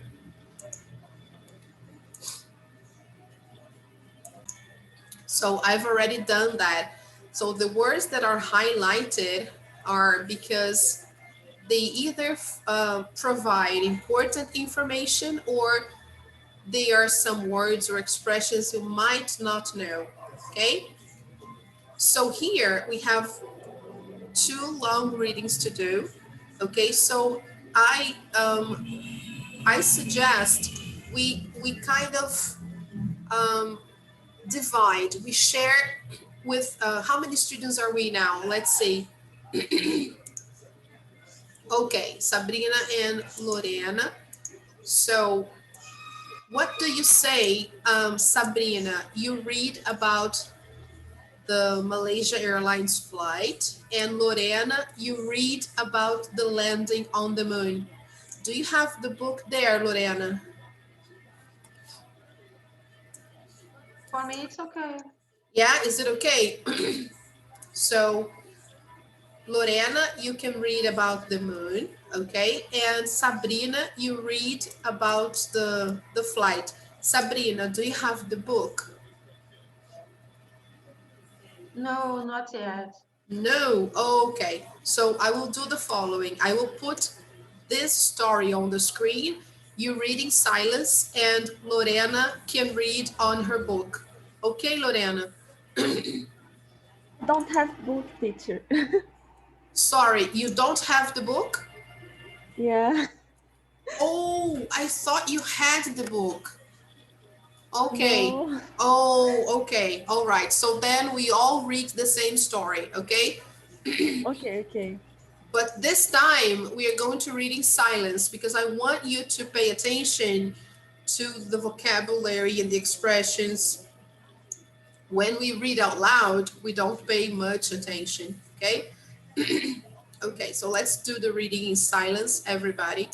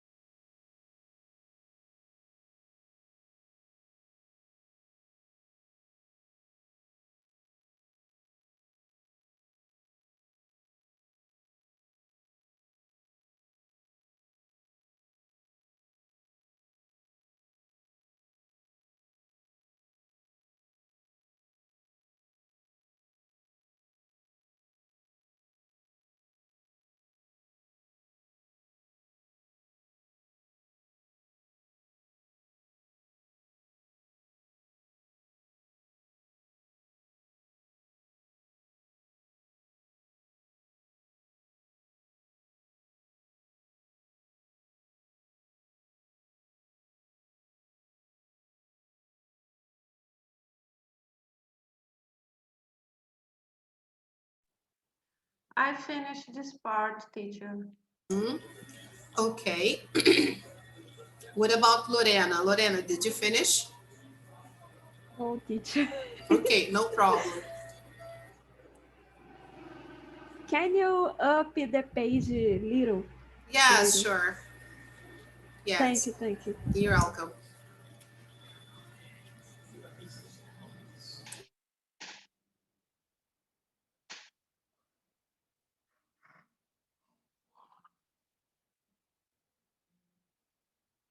So let's check something interesting here. Well, there are so many interesting things here, but I just want to say the last part here is very interesting because it says how these conspiracy theories get um, become popular, right? Because they are spread on the internet, so everybody knows about them, right? So the internet helps feed the global paranoia with the help of these Yeah. sites, right? Yeah. Isn't it true? And did you see this conspiracy theory that 2 years before, in 2012, this singer, this rapper, Pitbull, he predicted that this flight would go missing. Isn't it crazy? Yes, Yeah, because teacher. in 22 and the flight disappear in 2014. 2014, yeah, the flight disappeared on March 8th, 2014. Yeah, 2 years later. 2 years, yeah, 2 years after the song, apparently, right? So the speculation is that the lines from his song refer to this accident. That's crazy, right? So let's take a look at the other story, okay? Let's see if I can put all the story on the screen. So maybe you can, yeah, we can't put everything. Only if I, maybe, no, it doesn't help. Um, Yeah, now almost. There's only a small line that is cut here, but now I think everything, no, no, yeah. I can't fit the whole story on the screen because if I do it, for example, if I zoom out, it will, do you think you can read now? Yeah, I can, teacher. Okay. Anyway, if you want, you can get a screenshot and then I can zoom in so you can read better. Is it okay for you, Sabrina? yeah, for me it's okay. Okay, I can see okay, it. good. So let's keep it this way and then you can read it all.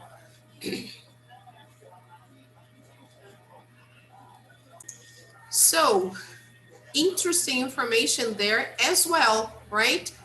Because what did you learn about the story, first of all? What happened that many people started suspecting the moon landing actually was something fake? Teacher, I have a conspiracy theory Okay, tell us. because in this year, in this phase, in this age of history, Mhm. uh, it's the time of the Cold War, Guerra Mhm. Fria, Yes, Cold War. Mhm. Cold War. So uh, this is like a race, I think it's like a corrida, it's like a race. Uh-huh, And yes. Uh-huh. if you go for space first, you will win something. You will discover something and new technology, or I don't know, Mhm. new life. lives or new people, aliens, I don't Mm-hmm. know, aliens. And so if US uh, go and said, "Oh, now I'm on the moon, and I win the race." So if you want, se você consegue, If you né? manage. If you manage this this do to do this, you win money, you win I Prestige. don't, yeah, yeah, you win digamos que reputação, Reputation. Yeah. reputation, you win investment, and Mm-hmm. many other things. Yes, actually, we don't say we win, but you get. You get, You yeah, get you get, reputation, you get money, you get. Mm-hmm. yeah, and US maybe did that in a studio for to set people. Neil Armstrong was on the moon and walk and discovery strange things. Uh, and this is maybe a lie, maybe only to do something in future, only to get something in future, Yes. Yes, can be. because Yeah. Cold War, it's like a race, in no sentido real da palavra, Mm-hmm. in real meaning of the word. Mm-hmm. I, yeah, and between USA and República Soviética, Soviet Republic. Yeah, the Soviet Republic. Yeah, that's true. Yeah, Yes, that's true, Sabrina. It was a race, it was a competition. yeah. Yeah, that's true. So, as you noticed, we highlighted some words here that you might not know, and I would like you to look them up in the dictionary, okay? See if you find the meaning of the words that are highlighted. Some words are in orange, some are in green, and you will understand the reason why, okay? I put different colors, but look these words up in a dictionary, right? You can use dictionaries online, no problem. And next class, you bring the meaning of these words, okay? Okay. All right. There are many new words in this text. Yes, yes, that's true. So that's why I think it's a good idea if you can print screen so you can have both texts and you can take advantage of the vocabulary they offer because, you know, the words are really interesting.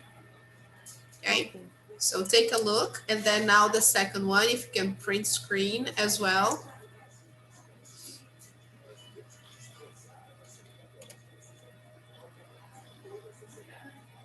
Okay, can I move back to the previous page?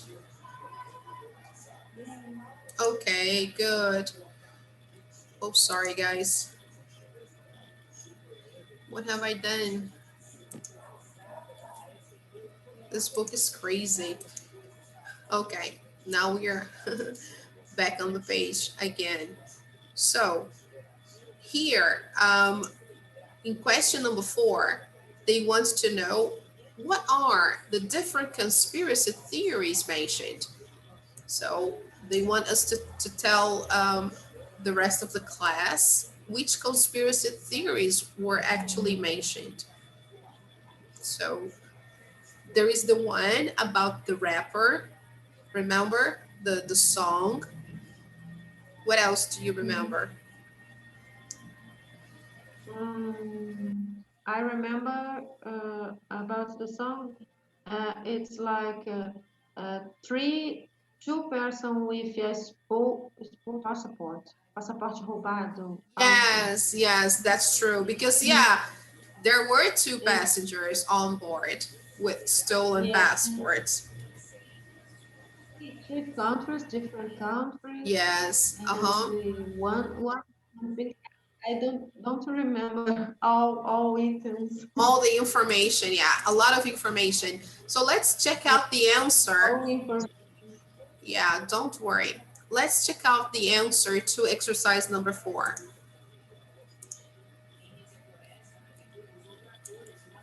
Look, guys, if you want, you can get a screenshot of this too. Look. In the disappearance of the Malaysia Airlines Flight 370, we have 4 theories mentioned, okay? 1, the plane was shot down during a military operation. That's 1. Second, it was abducted by Finnish aliens. Number 3, a fire in the cockpit caused the crew to pass out, but the plane continued until it ran out of fuel and then crashed. Conspiration 4, the rapper Pitbull predicted in the song Get It Started that the flight would go missing. So 4 theories were there. Now here, they're going to talk about the proofs, right, that support these theories. So proof of the theory that the crew passed out. The pilot was extremely experienced and the flight was otherwise smooth. So there was no turbulence during the flight. Proof for the prediction in Pitbull's song, some words in the lyrics are linked to key elements of the flight. So this is also considerable, right? And number 3, there is a huge number of results when missing plane MH370 is typed into the Google search engine. The internet helps feed the global paranoia. Now let's check out about the moon landing, guys. Look, the Apollo moon landing. 2 theories are mentioned, only 2, okay? The landing was a hoax. Do you know what a hoax is? I don't know. I don't know, teacher. No, hoax is like trote, okay? Something that is false. You create something, you invent something. Not what we do when we go to university here in Brazil. No, not that kind of thing. But a hoax is something that people create to play a joke on someone or something. It's not a practical joke. A hoax is like something really false, but to make people believe, right, in you. Example, suppose you are you have I don't want to create this example because this is kind of shocking, the dead person's story. But let's imagine someone you love dies, and then a friend tells you that he's receiving a message from your loved one saying that he's okay, he's happy, everything is all right, stop crying, everything will be okay. So this friend of yours first is a disguised medium because he's telling you that he's getting messages from your loved one, but he isn't, right? And then he only says that because he wants to make you believe. So what does he do to prove that he is getting messages? He creates a hoax. He takes you, for example, to his house. He turns off the lights, he prepares a table, and then he invents a situation where he is receiving a spirit of this dead person, and he starts kind of writing something just to say that it's the message of the spirit. So it's a hoax because it's a lie, you know? It's a kind of lie. Okay, girls. Okay. Only this example came Okay, teacher. only this example came to my mind now, but there are all different kinds of hoaxes. For example, this one about the moon. They believe the landing was a hoax. So it was created to make people believe that it had actually happened. Okay. So filmed in a movie studio, the landing happened, but the astronauts discovered evidence of an ancient civilization. This is one theory. Okay. The second theory, the flag is fluttering, but there is no breeze on the moon. So guys, terrible, right? So actually here we had two theories. The landing was a hoax filmed in a movie studio. This is the first one. The second hoax, the landing actually happened, but the astronauts discovered evidence of an ancient civilization. Sorry, okay, I got mixed up there. So those here are the two hoaxes. Now, how can they prove that those things were hoaxes? First, the flag is fluttering. Fluttering, Lorena, is what you said about the flag right in the beginning, right? You could Yeah, see, teacher. yeah, all right, that was the verb. But there is no breeze on the moon. The astronauts' photos don't show the moon's night sky. This is another proof that it might have been a hoax. The shadows in the pictures are coming from more than one angle. So this is another thing that they noticed. They say it's not possible because there is only one source of light on the moon, which is the sun. So it could only have shadows coming from one specific angle and not more than one. Okay. One of the moon rocks is marked with a C, suggesting it is a prop. What is a prop, people? Do you know? No, I don't know. A No, prop, teacher. a prop is an object that we use in filming.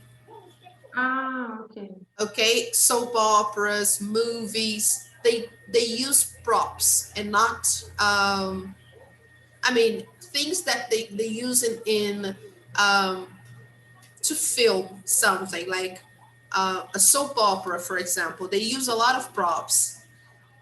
Suppose that Like a fruit on the table. yes, exactly.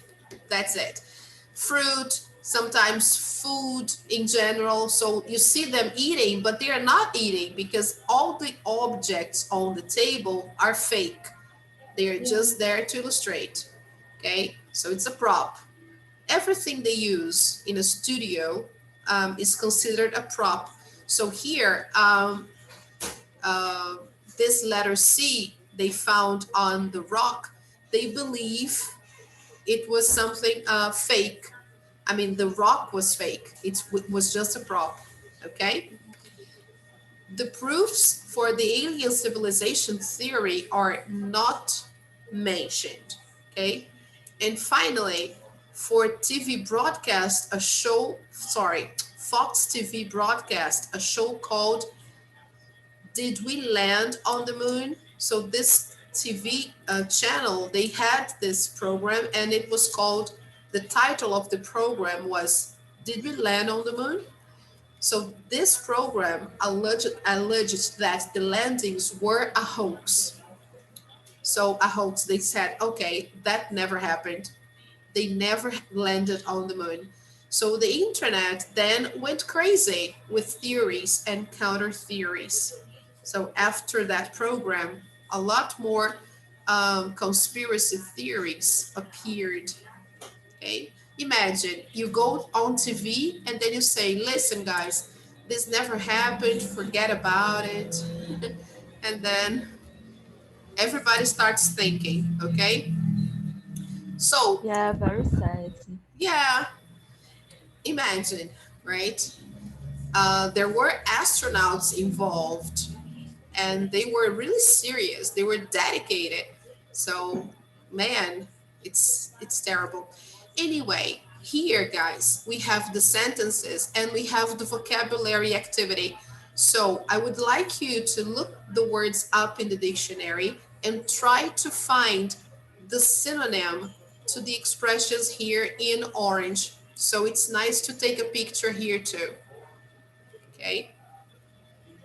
They say, find words in the text which mean the same as those underlined. So here, look, to help you find the expressions, I highlighted them all here, okay? So you can find them easily. So the first one, for example, the huge number of search engine results is absolutely amazing. So this is about the flight, okay? So a word that means absolutely amazing. So you go there and then you see here, look, into a search engine like Google can yield up to 1 million results. Breathtaking by anyone's standards. So this is the word that means amazing. Okay, so something amazing, something wow, incredible can be considered breathtaking. Okay, guys, Okay, thank you. this Okay, is what I teacher. want you to do. I want you to match. Okay, so next class we correct that, and it's very nice to do this vocabulary activity because you will expand your vocabulary even more. And the other part of the homework I posted here on Google Classroom. Yeah, I think it's right there. You can check it out, right? Are you going to our page on Google Classroom? Yes. Yes. Okay. Don't forget to do it, right? I will try to open it up here quickly, just a second. So we talked about different ways to lie, when it's okay to lie. We saw some vocabulary related to the listening, right? And we discussed the stories that became very famous because of the number of conspiracy theories involving these stories. And we also saw that there is a lot of vocabulary to do here. So vocabulary work. So I suggest you for homework, I suggest that you do this vocabulary exercise here. It's activity number 4, vocabulary work. Okay. And we saw the stories, we read them, and I showed you the words that you should look up in the dictionary or you should pay attention to, okay? Because they give valuable information about the stories. So here we had the first one and the second, the landing on the moon. So we covered pretty much everything. We did up to page 31. Okay, only one page was missing. Okay, so you can do the homework, no problem.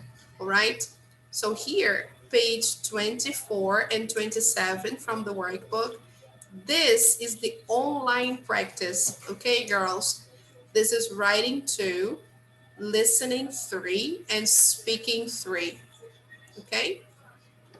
And here Okay, teacher. I posted some things here about the vocabulary from page 30. Okay, here, as you can see, you have the words from the text that you need to put in your exercise. Look. Ah, okay, you see? How nice. Okay, so I posted here. I had forgotten about it. I had, look, page 30, the reading vocabulary work. I put here for both events, the flight accident, okay, and also the moon landing. So look, vocabulary work, answers, all right?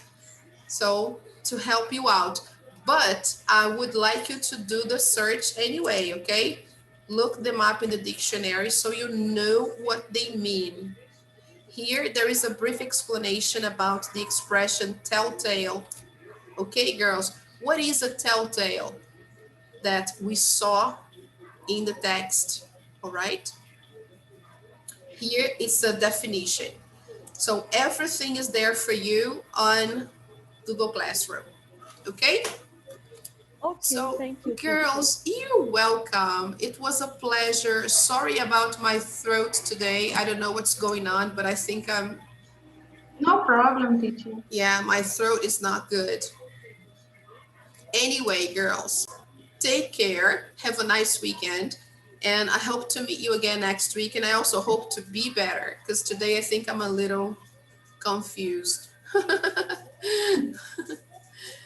Maybe I'm catching a cold or something. I don't know. So, bye bye, Sabrina. Thank you. Bye bye, Lorena. Bye, Thank you. teacher. Have a nice weekend, See you guys. next week. Oh, so beautiful. See you. Bye. Bye. Take Bye. care.